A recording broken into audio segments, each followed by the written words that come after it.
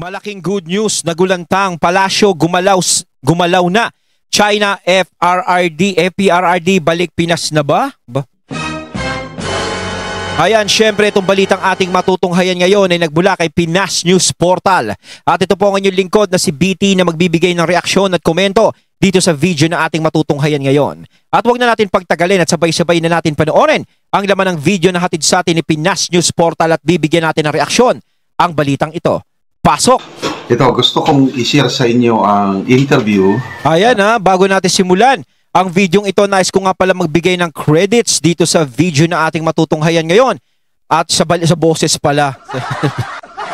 Sa boses na ating matutunghayan ngayon at bibigyan ng reaksyon, walang iba. Siyempre, suki tayo nito sa napakabait nating General Macanas. Siyempre, supportahan natin yan, the General's Viewpoint. Ipagpatuloy natin. Ng isang Filipino journalist, dalawang Chinese professor. Lumalabas ngayon na in a very subtle way, gumagalaw ang China para tulungan ang ating mahal na Tatay Digong. Yung ipinunla kung ano ang iyong itinanim, yun din ang aanihin mo. Oh. Ang ating Tatay Digong, hindi niya kinalaban ang China noong panahon niya. But wala siyang sinurrender ni isang teritoryo. Kailang nakipagkaibigan. Dahil sa magandang relasyon niya sa China noong panahon niya, ito ngayon, ang China gumagalaw. Okay, so pakinggan muna natin itong interview. Pakinggan niyo itong mga dalawang Chinese professors. Alam naman natin, bago natin pakinggan, alam naman natin na talagang close naman sila, ni si Xi Jinping tsaka si Tatay Digong. 'Di ba? Ang maganda sa naging diskarte kasi ni Tatay Digong noong mga panahon ng West Philippine Sea. 'Di ba? Ako tutol ako sa China sa ginagawa nila sa West Philippine Sea. Galit ako sa ginagawa nila. Isa din ako sa bumira. Isa din ako sa nag-vlog laban diyan sa pangangamkam ng China sa West Philippine Sea. Kung mababalikan nyo dati. Dahil ako talaga tutol ako. Kasi sinasabi nung iba maka Duterte ka di gusto mo parang ganun. China, sa West Philippine Sea, parang gusto mong, hindi. Tutol ako dyan. Kasi ako kahit alam ko sa sarili ko na ang West Philippine Sea ay pag-aari nating mga Pilipino. 'Di ba? Kung ano yung pag-aari natin, yun ang ipinaglalaban natin. Pero syempre, yung discarding ginawa ni PRRD, 'di ba? Is napakalinis Maganda yung ginawa niya Hindi nagkaroon ng tensyon. 'Di ba? Walang nasaktang tao. Hindi katulad nito mga nakaraan, may nasaktang tao, 'di ba? May paano ba? May natagaba yung kamay, naputol yung daliri ng isang Coast Guard ba 'yon? Tama ba ako? Correct me if I'm wrong. 'Di ba nagkaroon ng ganun? Kahit nagkakaroon ng ganun ng China diyan sa West Philippine Sea, malaya pa rin nakakapangisda yung mga mangingisda nating mga Pilipino sa West Philippine Sea. 'Di ba? Hindi pa rin sila napagbabawalan, hindi sila hinaharang. Kasi kung ano man yung nagkakaroon ng problema is nagkakaroon ng kontakan si Xi Jinping tsaka si Tatay Digong na pag-uusapan ng maayos. Pero isa pa dyan, hindi naman naibigay ang West Philippine Sea sa China. Yung sinasabi ng iba, binenta daw yung West Philippine Sea sa China. O binamigay daw ni Tatay Digong yung West Philippine Sea sa China, yung mga chismis-chismis niya sa kanto. 'Di ba? Alam nyo, kung talagang nasa China na yung West Philippine Sea na yan, 'di ba? Di yung mga Chinese, lahat nandiyadyaan na yan. 'Di ba? At saka kung iniingatan ni Tatay Digong na mabuking niyang sikreto na yan, dapat hindi na tumakbong yan.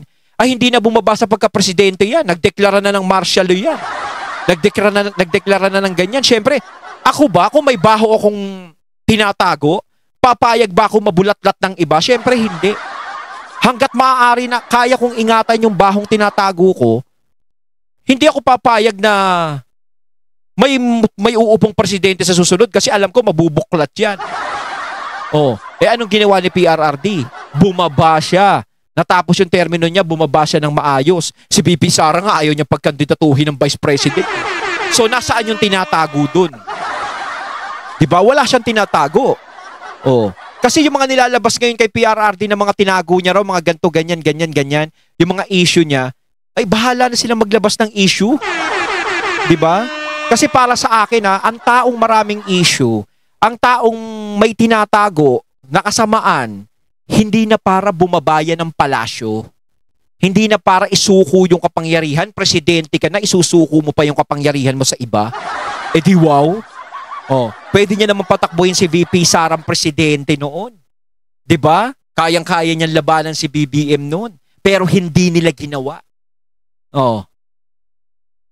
Ganda na sinasabi para kay Tatay Digong. With Chinese attitude and relation with President Duterte, because at his presidency for 6 years, China-Filipino relation became actually very harmonized, especially on the problem of dispute over the islands or shoals. In the West Philippine Sea. Yeah, although the International Tribunal made the ruling 2016, but it basically didn't impact President Duterte's good relation with Beijing. So China's very negative reaction about this arrest. Negative reaction. It is very consistent with the relation, yeah. Right, and Professor Suso, then can we say it's pretty definitive, conclusive, the accusations that have been brought against Duterte, suspected of being bought by China, in China's pocket, now China defending his arrest. Does it prove that those accusations were true?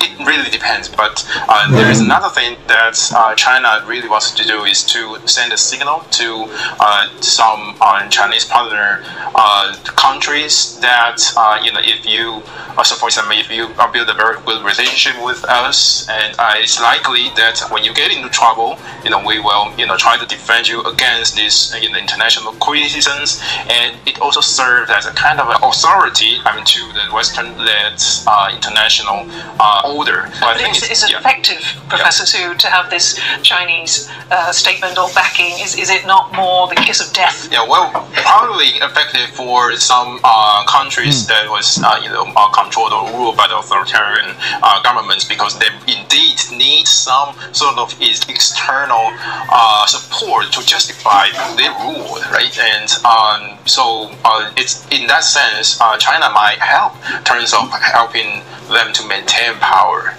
Oh, yun. Pinuri ng dalawang Chinese professor yung diplomatic effort ni PRRD nung panahon niya na magandang relasyon kahit merong agawan sa teritoryo. Oh, di ba? Yun yung sinasabi natin. Yun yung discarding ginawa ni PRRD. Hindi na para magkaroon ng problema, hindi na magkaroon ng matinding tensyon. 'Di ba? Kung ano yung tugtog is sinayaw niya. Pero utak ang ginamit niya, hindi siya basta-basta nagpailalim. 'Di ba? Yun ang diskarte ni Tatay Digong eh. 'Di ba? Pwedeng-pwede niyang hindi ibigay ang teritoryo sa maayos na paraan. O sasabihin na naman ng iba niyan, yung mga kritiko ng PRRD. O hindi, may ibang mga pinangako yan. Hindi, baka mamaya syempre binigay niya na ng dahan-dahan. Alam ko yan, galit kayo eh. Alam ko masasabi nyo. 'Di ba? Pa sa akin, opinion ko to. No? Ganun yung ginawa niya. 'Di ba? Malinis. 'Di ba? Natapos ang termino niya na ang West Philippine Sea ay nasa atin pa rin. Kahit nagkakaroon ng ganyang problema.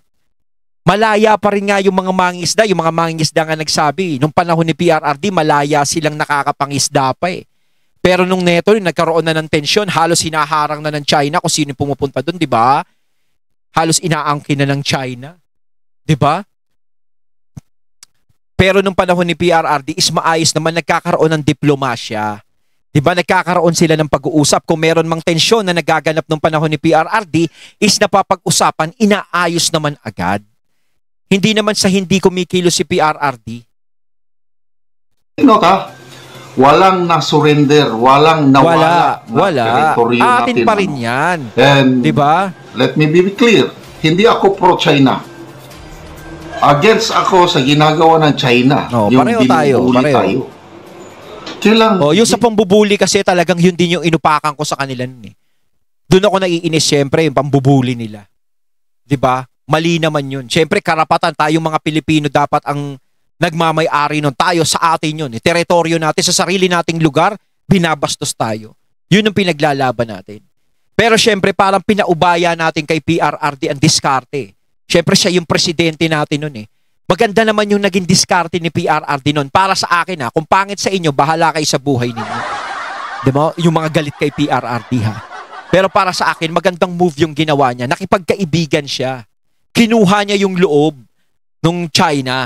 'Di ba? Russia nga na alam natin na ang hirap dikitan na bansa yan. Ang hirap makipag diyan. Pero kita nyo naman, nakadikit ni PRRD yan. Siyempre, sino ba naman ang kadikit lang ng Pilipinas? 'Di ba? USA, United Nations. Tayo lang naman. Pero ang mga Russia, mga China, ang hirap dikitan ng mga yan. Sino lang ang nadikitan niyang mga yan? Si PRRD lang. 'Di ba? Iba kasi yung karisma ni PRRD. 'Di ba? Practical, wala tayong magawa sa ngayon. Tsaka isa pa, sinabi nga ni PRRD nun kung makikipaglaban tayo sa China, o sige, girahin ko yan. O ganon, di ba sinabi ni PRRD, girahin natin, girahin ko yan. Pero ang tanong dyan, ano laban natin? No, tayo matapang tayo mga Pilipino. Kaya nating ipaglaban kung ano yung dapat nating ipaglaban. Gaya ng mga bayani natin, kaya nga sila nagbuwis ng buhay. Kahit gulo ko lang ang dala talagang lumalaban sila mga bale. Ngayon, pwede bang ulitin natin ngayon yun? Siyempre hindi. Alam natin, kapag si PRRD, nilaban natin ng China, nakipagsagupaan tayo, nakipagputukan tayo, nakipagganunan tayo, sino ang mapeperwisyo? Sino ang maaaring bumagsak? Tayo. Dahil hindi ganun kalakas ang gamit natin. Yung mga pandigma natin, hindi pa ganun katitindi. Hindi katulad sa mga bansang yan. 'Di ba? Ngayon, aasa tayo sa ibang bansa na tutulungan tayo. Sigurado ba tayong tutulungan tayo ng ibang bansa kapag nagkaroon ng ganitong klaseng problema? Na kapag nagkaroon ng gerahan na ganyan? Nasa likod ba natin sila? Hindi ba nila tayo iiwan? Yun yung iniisip sigurado ni PRRD. Na baka tayong iwan. Paano tayo pag iniwan tayo ng mga sinasabi natin gustong kumampi sa atin at tumulong? Nakita sa gitna ka ng bakbakan ng China at Philippines, tapos bigla kang iwan ng mga kaalyado mong bansa. Paano tayo nun? Di tayo rin naman ang kawawa. Kaya no choice. Kumbaga yung choice na ginawa niya is bakit hindi ko nalang kaibiganin tong mga to? Pero itong mga to, walang makukuha sa akin. Naging kaibigan ko sila, pero sa paraang ako pa rin ang nagpapagalaw. Hindi si PRRD ang pinapagalaw doon sa sitwasyon na yun. Si PRRD ang nagpagalaw. Di ba? Kontrolado niya pa rin yung sitwasyon. Lakas muna tayo bago tayo mag-angas-angasan. Paano? Ngayon, paano tayo magpalakas? Walang modernization program ng AFP. Yun. 3 taon nang wala. 0. Yan nga sinasabi. Mauubos lang yung mga sundalo natin Kawawa naman din yung mga sundalo natin, lalaban. 'Di ba? Mauubos lang. Alam natin syempre ipaglaban natin ang bansa natin, yung karapatan natin. Ipaglaban natin, pero ginawa ni PRRD ng paraan na walang masasaktan. 'Di ba? Kumpleto pa sundalo natin. 'Di ba? Sino ang pro-China ngayon? Di yung sinisiro ang panahon ni PRRD. Kompleto ang pundo ng modernization fund. Nakakabili tayo ng mga kagamitan. So, yun naman na dapat gawin ngayon mag-modern tayo ng mga gamit kasi kapag may dumatingan mga dilubyong ganyan, na sumakop sa bansa natin o sumubok sa bansa natin, kailangan meron tayong panlaban. Huwag tayong umasa sa mga ibang bansa na tutulungan tayo. Kahit alam natin na may tutulong sa atin, mas maganda yung meron din tayong sarili natin na masasabi natin na kaya nating ipagtanggol yung mga sarili natin. Dahil wala na, tapos na yung mga panahon ng gulok, bolo, tapos na yun. 'Di ba? Iba na ngayon. Pa-modern na ng pa-modern. Cellphone nga, nagbo-modern, gamit pang pagdigma. Sus Mariosep naman. There is pressure from ang nangyayari ngayon dahil nagre-react ang China Una, salita niya sa ICC parang warning na you should be fair. Sabi niya. Tapos ito, yung issue, yung pinalabas ng GMA News na nag-apply daw ng asylum si PRRD sa China. O di, napahiya sila ngayon. Hindi naman daw ang ginawa ni PRRD. Chinese Foreign Ministry nagsabi na walang application ng asylum na natanggap nila. So, parang syempre, binalita nilang ganun. Sila ngayon ang napahiya ngayon. Diba? Tsaka maganda yan kasi nga, kumbaga, yung pakikipagkaibigan ni PRRD kay Xi Jinping, parang tinatanaw niya talaga 'di ba? Kumbaga, maganda yung ganun. Marunong kang tumanaw sa kaibigan mo, 'di ba? Pinaglalaban mo rin. Yun ang maganda, mayroong bansa na ganyan sa kanya. 'Di ba? Kumbaga, yung ginawa niyang kabutihan ibinabalik sa kanya. O sasabihin na naman, paano nakinabang si Tatay Digong dyan sa China? Alam ko sasabihin na naman ng mga critics niyan. Gawin nila, malaya kayo sabihin kung ano yung gusto ninyo. Pero para sa akin, no? Wala namang ginawa si Tatay Digong na hindi maganda, no? O wala siyang ipinamigay diyan sa China. 'Di ba? Clear. So ngayon ito, mga professors. So, wag po kayong mag-alala mga kaibigan. Maraming kaalyansa ni PRRD, hindi lang tayo mga Pilipino. Maraming nakikisimpatya sa kanya, hindi lang Chinese, other nationals. Oo, marami pa. Okay, Kasi nga si PRRD talaga sa lahat ng presidente, siya lang talaga yung binalita sa buong mundo noon.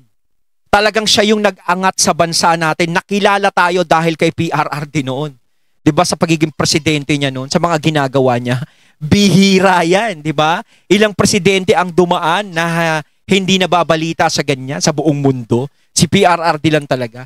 At nakita natin ngayon, kahit si PRRD ay nakakulong o nakadetain dyan sa ICC, kita natin yung suporta ng mga tao, kita niyo yung birthday celebration niya.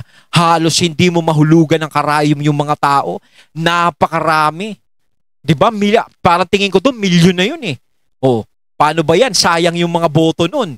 Ibig sabihin, kung ikaw kalaban mo si PRRD, parang manghihinayang ka doon sa mga botante na yun. Kung tutuusin, ang daming tao. Grabe, hindi lang buong Pilipinas yun ha. Buong mundo pa. 'Di ba? Tayo ng mga comments ha. Ito, si Mandy Mad Hatter. Sabi niya, I can actually feel inaalalayan ng China si PRRD in a very subtle ways. In these dark times, it's like China is saying, we're here. At first, they put in pressure sa ICC that they had better be fair during the trial. Warning na, no? Kumbaga, parang pinapahayag talaga dito ng China, nandito lang sila, no? Parang nandito lang kami para sa'yo. Hindi ka namin pababayaan. Ang ganda nun, no? Dapat maging kayo. Si Xi Jinping marunong tumanaw ng pagiging magkaibigan. Yun maganda. Walang iwanan, no? Siyempre, sino ka ba naman? Presidente ka ng China, ano naman pakialam mo dito sa, Ano naman pakialam mo kay PRRD kung tutuusin. Pero nakita naman natin, no? Si Xi Jinping, ganyan kay PRRD makitungo na talagang yung China, hindi ka namin iiwan, nandito kami.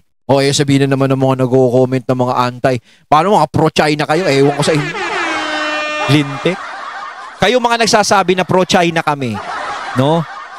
Bago kayo magsalitang pro-China kami, bago nyo kami tiryahin ng ganyan, siguraduhin nyo muna sa mga bahay nyo, wala kayong mga gamit na made in China dyan, wala kayong gamit na ganun dyan. Baka mamaya, ultimo baterya na ginagamit nyo, made in China yan. Kasi kung galit kayo sa China, huwag kayong tatangkilik sa kung anong produkto na inilalabas ng China. Ganun lang yon. Huwag kayong tatangkilik. Kasi parang ang kapal-kapal naman ng mukha mo na magsalita. Mga pro-China kayo, mga ano kayo. Langya, pero ang gamit mo sa bahay, puro made in China. Diba? Parang ang tigas naman ng mukha mo magsalitang ganon. Ng mga Duterte, pro-China yan, mga China yan, ganyan, galit kami sa China, ganito. Tigas naman ng mukha mo magsalita. Tapos gamit mo sa bahay, yung baterya ng remote control mo, made in China. Yung mga gamit mo sa bahay, made in China. Diba? Parang ang kapal naman ng mukha mo bago ka magsalita ng gano'n. It's a fair warning. Second, they were quick to refute that PRRD don't apply for asylum, which now removes the malice smeared on PRRD's reputation. Plus, nag-backfire sa kanila and now they are revealed as bunch of liars. Third, there are Chinese news outlets that are writing about or posting about PRRD's situation, voicing out the truth. Like how Filipinos around the world are rallying in support of him instead of concealing the truth and adding malice, and continues to post from time to time. Some even sound like they're subtly justifying him. This is important because by doing so, it will keep the issue afloat, especially on the international platform. It will also shield PRRD from being thought of by the world as a monster. Instead, it will make the foreign audience realize, oh, mukhang hindi siya ang problema dahil mahal siya ng tao. So this must be just a political Kita naman kasi. persecution. Ang galing. Kasi kung si PRRD talaga ang problema, dapat hindi siya sinusuportahan ng mga taong bayan. 'Di ba? Kung talagang galit sa kanya. Wala eh. Ang daming taong sumusuporta sa iyo eh. And that's exactly what's happening. The good thing about it also is that now the drug issue is revealed to the world. They didn't have to do these things. They didn't have to care because PRRD is no longer in power. But it seems they have cherished their friendship with him up to this day. They were the first to speak up. That's what friends are for. I am grateful. Thank you, Lord. Ayun, at ating natunghayan ng video na nagmula kay Pinas News Portal. At syempre natunghayan natin ang boses na yon na binigyan natin ng reaksyon na nagmula kay General Macanas. Kayo mga katunay, anong masasabi nyo tungkol dito? Comment lang po kayo sa comment box. So once again, I'm BT and I'm out. Peace.